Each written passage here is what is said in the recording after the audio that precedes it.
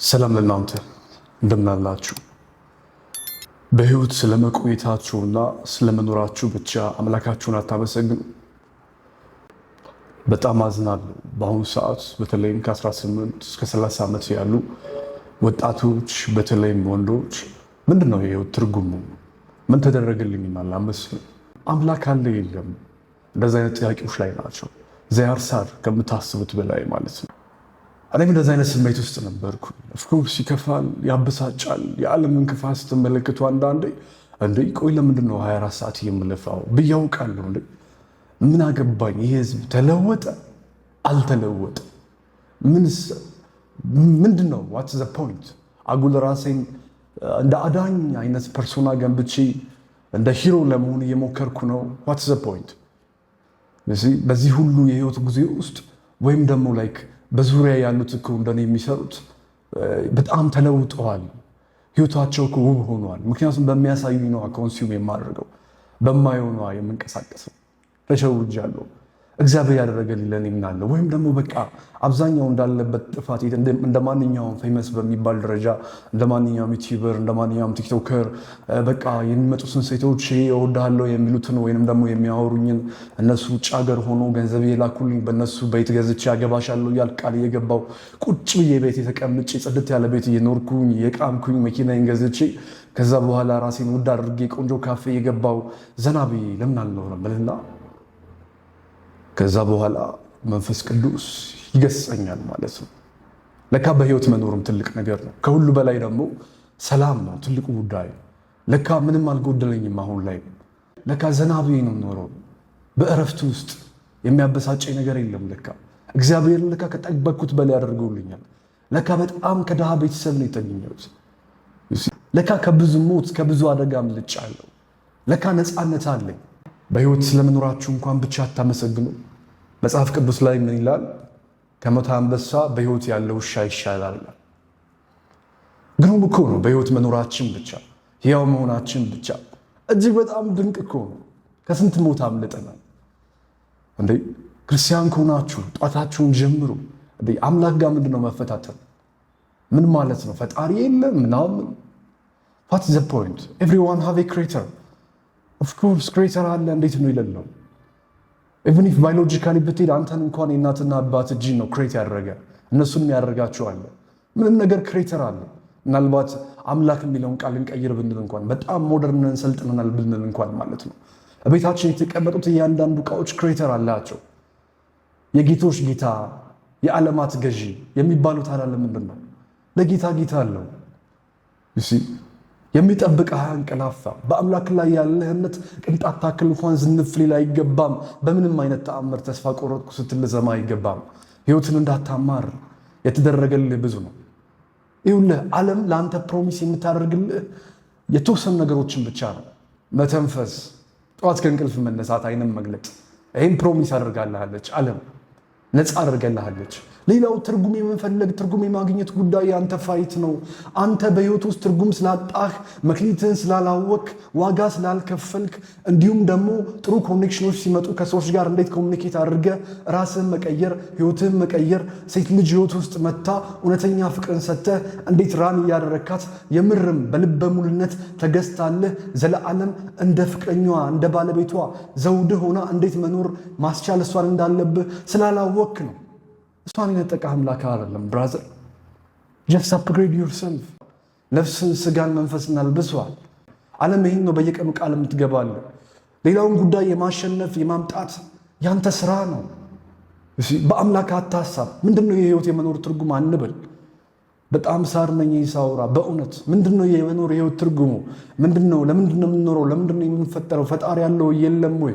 ተው ስም አትስጠው። ኦፍ ኮርስ አለ ክሬተር። ካንተ በላይ አንዳች እንኳን አቅም የለህም። ይሄ የምትመለከተውን ሰማይ ላይ የሚወጣውን ቀን ላይ የምትወጣውን እንኳን የከሰዓቱን የፀሐይ ብርሃን ቀርቶ የጠዋቷን ራሱ 30 ሰከንድ መመልከት አትችልም። ያን ያህል ውስን ነህ።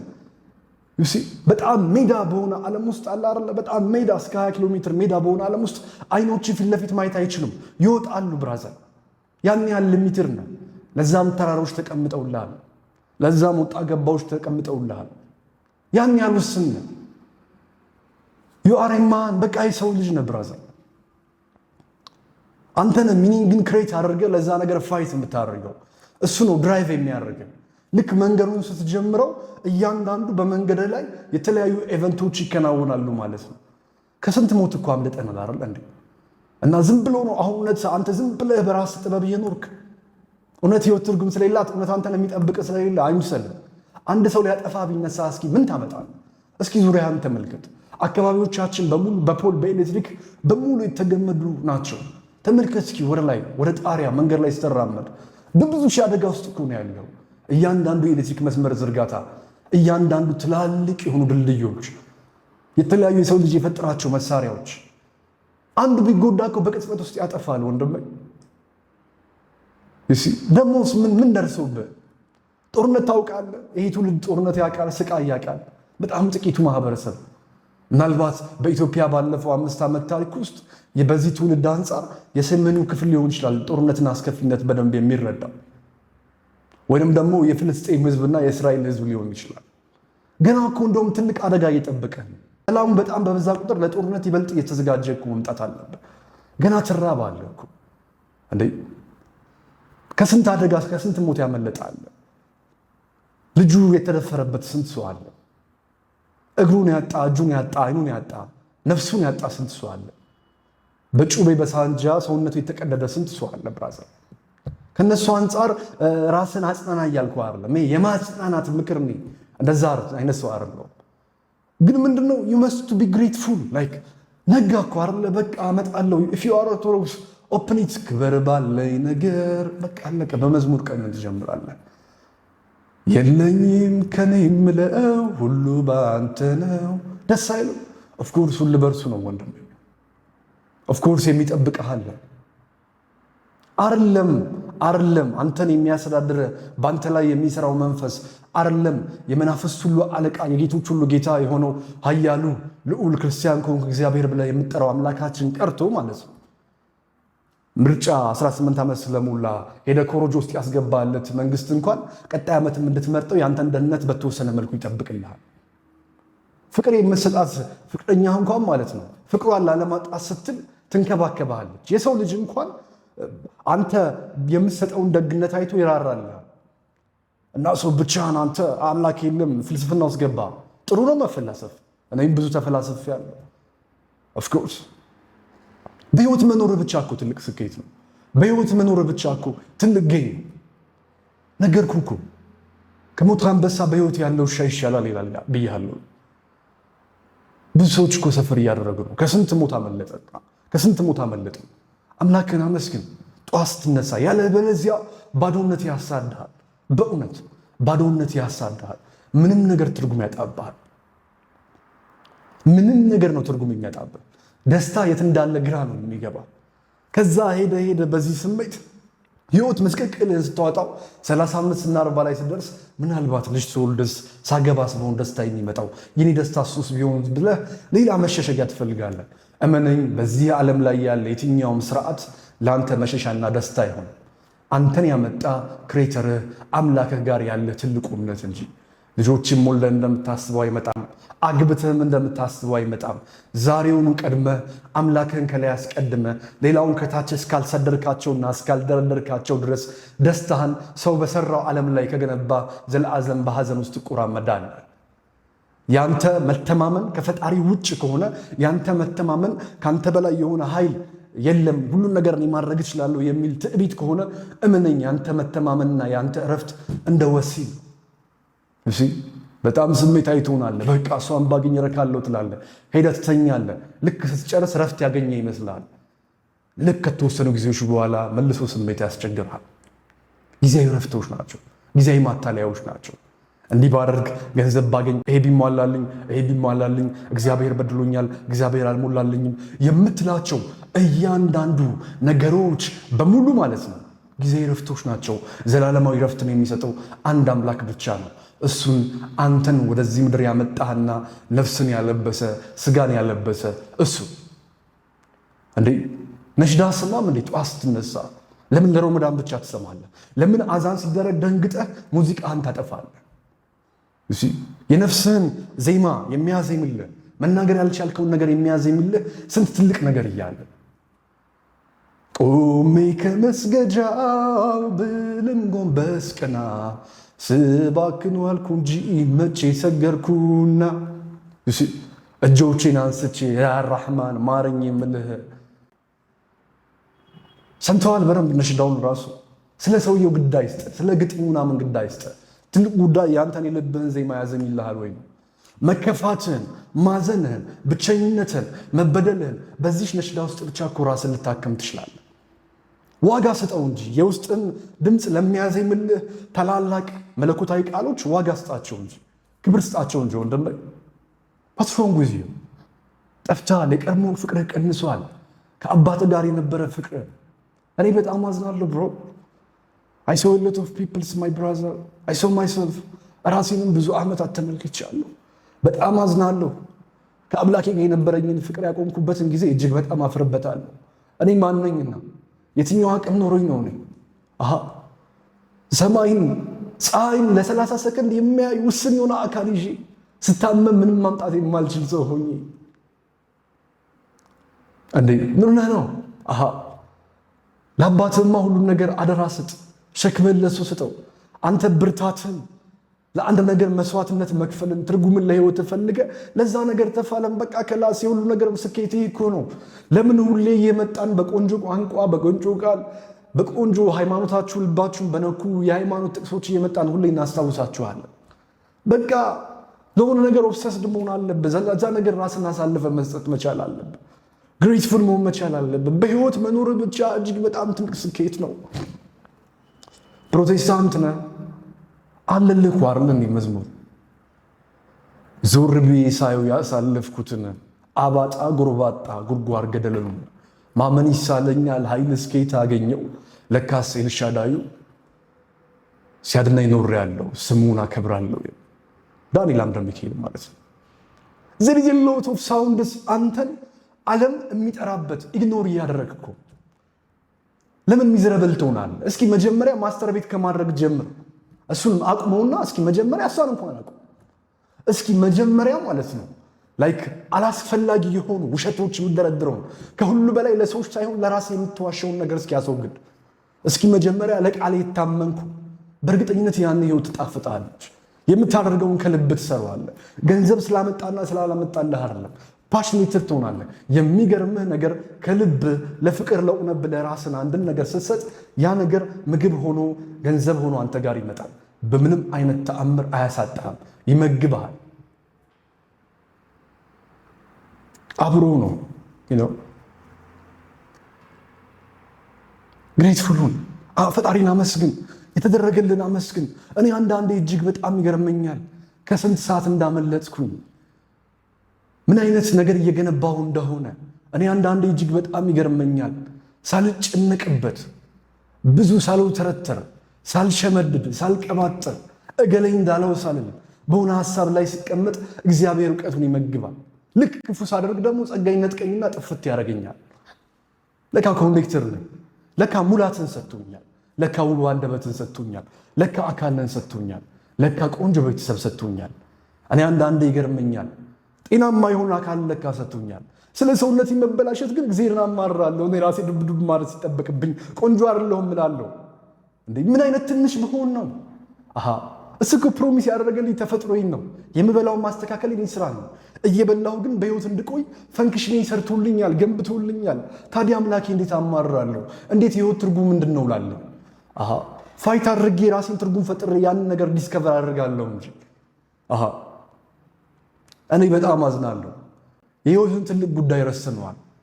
በቃ መጀመሪያ በሆነ ነገር ላይ በፍቅር በደስታ ተንቀሳቀሱበት፣ አድርጉት፣ ዋጋ ክፈሉበት።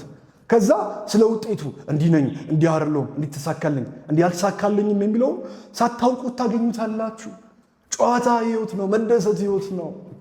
እቃቃ እንኳን እኮ ያስደስተን ነበር። ባይነጋ ደስ ይለናል እኮ አይደል? ዘመድ ቤት ሄደን ያ ሁሉ የልጅነት ጸጋችን የት ሄደ? የቀድሞ ፍቅራችን የት ሄደ?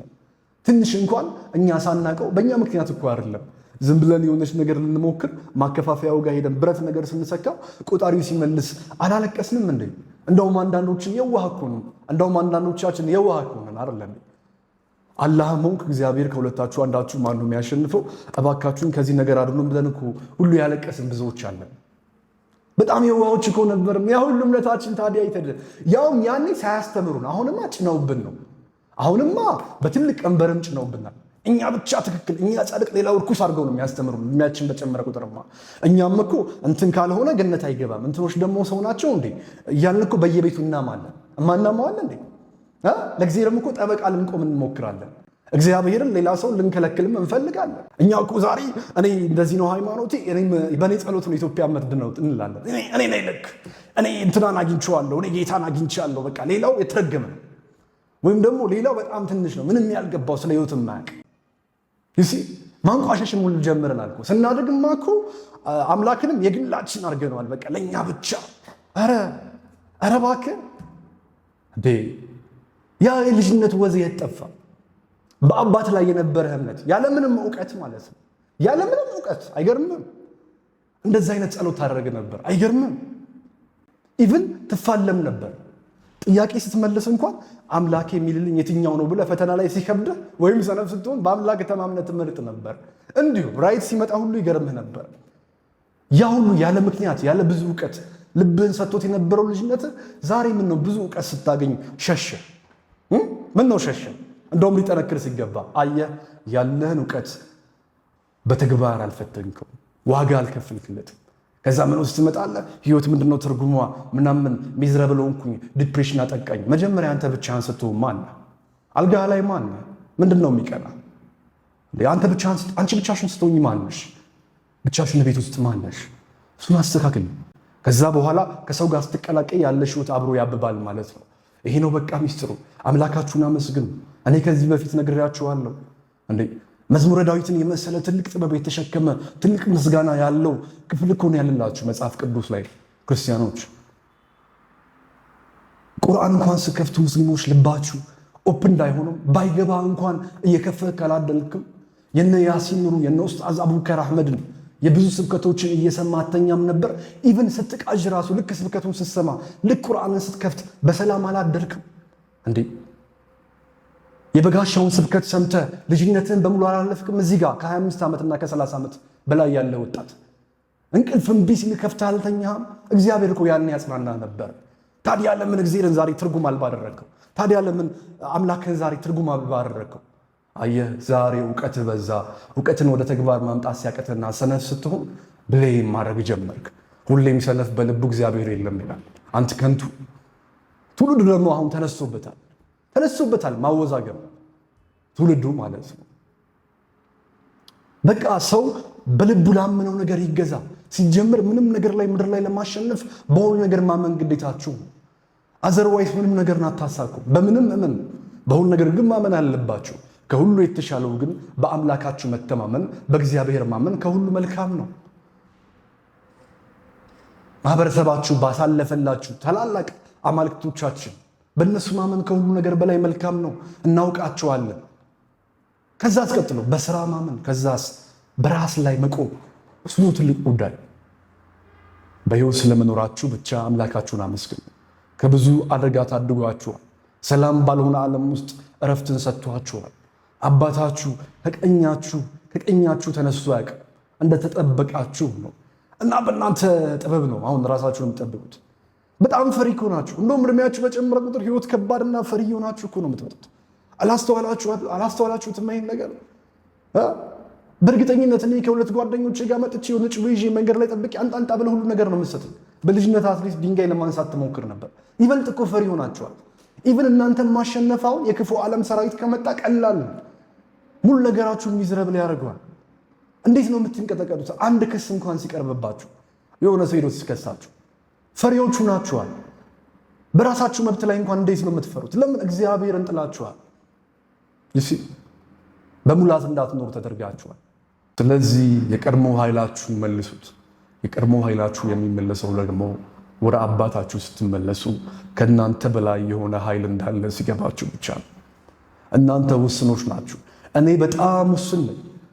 ዛሬ የሆነ ገንዘብ አካውንቴ ውስጥ ስላለኝ የራሴ የምኖርበት ነገር ስለገነባው ለቤተሰቦች የሆነ ነገር ሰርቼ ስለሰጠው የሆነ ሰው የመጣ በሰዓት ጥሩ ገንዘብ ከፍሎ ስለሚያወራኝ የሆኑ ሰዎች አድናቂ ነኝ። ገና ወደፊትም ከፍ ብል ገና ወደፊት ሀብቴ ቢበዛ አዲስ አበባ ውስጥ የሆነ ትላልቅ አፓርትመንት በገነባ ምንም ከፍ ብል ማለት ነው ከገዢው ስርዓት አልበልጥም። አፌን ያዘጉኛል፣ ምንም አላመጣም።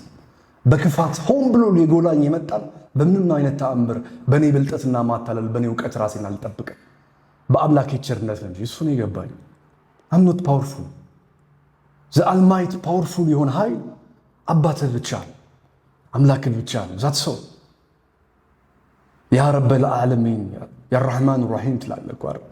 የአዛኞች አዛኝ የሆንከው የመሐሪዎች መሐሪ የሆንከው አምላኬ ሆይ ትለይለ እንዴ በዱዓህ ላይ if you are a Muslim ከሱ በላይ ኃያል ማን አለ? ከአባትህ በላይ ከአምላካችን በላይ ኃያል ማን አለ?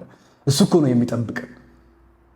ልጉዳቢል ሰዎችን ሐሳብ ውስጥ እየገባ የቅዱስ መንፈስ አንተ ያለህን ደግነትና ቀናነት ከሱ ጋር ያለህን መቀራረብ እያየ ስለሚቀይራቸው ሙዳቸውን ስለሚያስቀይር ነው እንጂ ስንት ክፋት ሰዎች በእኛ ላይ ያስበው ነበር።